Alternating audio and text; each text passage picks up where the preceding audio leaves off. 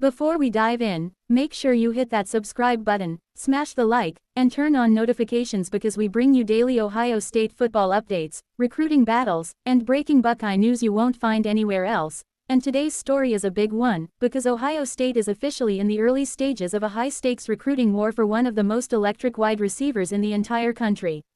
Ryan Day and the Buckeyes are going head-to-head with two national powerhouses, USC and Texas A&M, for five-star IMG Academy standout Eric McFarland, and this is exactly the kind of fight Ohio State fans should be excited about.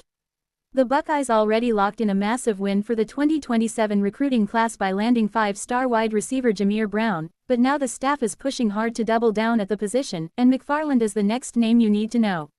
If you follow high school football at all, you already know that IMG Academy is basically a factory for elite talent, and McFarland has been one of their most dangerous weapons, combining elite speed, effortless separation, and game-breaking ability every time he touches the ball.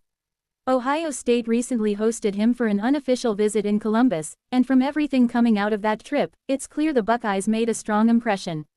The timing couldn't have been better either, because McFarland wasn't alone. He was surrounded by elite talent, including Ohio State commit Jameer Brown and the nation's top-ranked wide receiver Monchon Sales, creating an atmosphere that showcased exactly what Ryan Day is building in Columbus, a receiver room loaded with future stars, NFL development, and a system designed to feature explosive playmakers.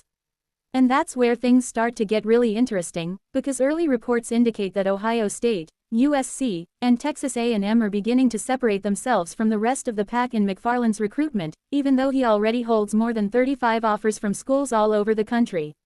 That's how you know this is a special prospect, when nearly everyone wants him, but only a few schools are really pulling ahead.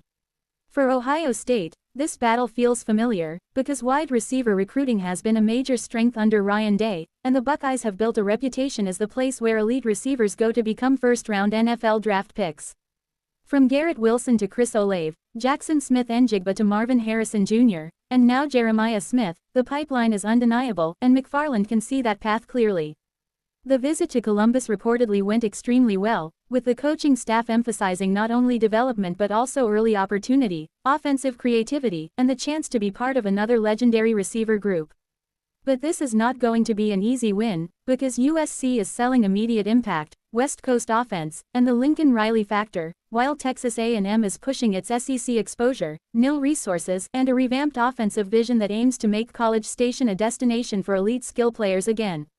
So what we're seeing right now is the opening round of a long recruiting fight, one that likely won't be decided until late in the process, possibly even right up to signing day.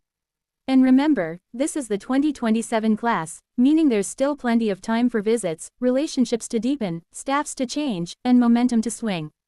That's why the next few months are so important, because Ohio State is expected to bring McFarland back to campus for an official visit later this year, maybe during a massive home game atmosphere, maybe in the summer when recruits can spend extended time with the program, and those trips often make or break decisions.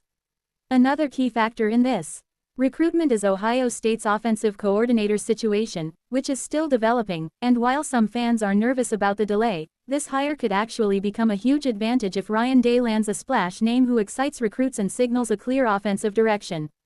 Recruits like McFarland pay attention to that stuff. They want to know who's calling plays, how they'll be used, and how the offense will evolve over the next 3 to 4 years, so this decision could end up playing a major role in how this battle plays out.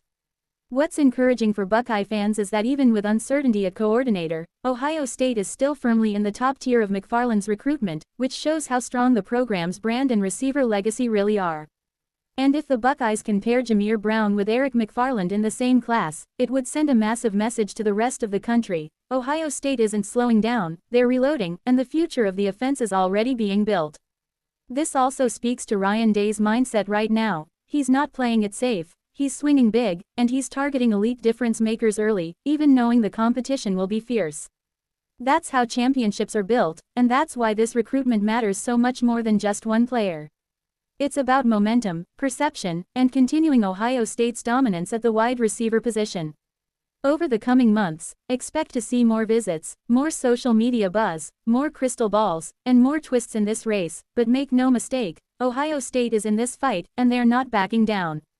If the Buckeyes can close the deal, this will be one of the biggest early wins of the 2027 cycle and another reminder that when it comes to elite receivers, Ohio State is still the standard. So Buckeye fans, buckle up, this one's just getting started, and we'll be tracking every step of the journey right here, so make sure you're subscribed, because the next update could drop at any moment.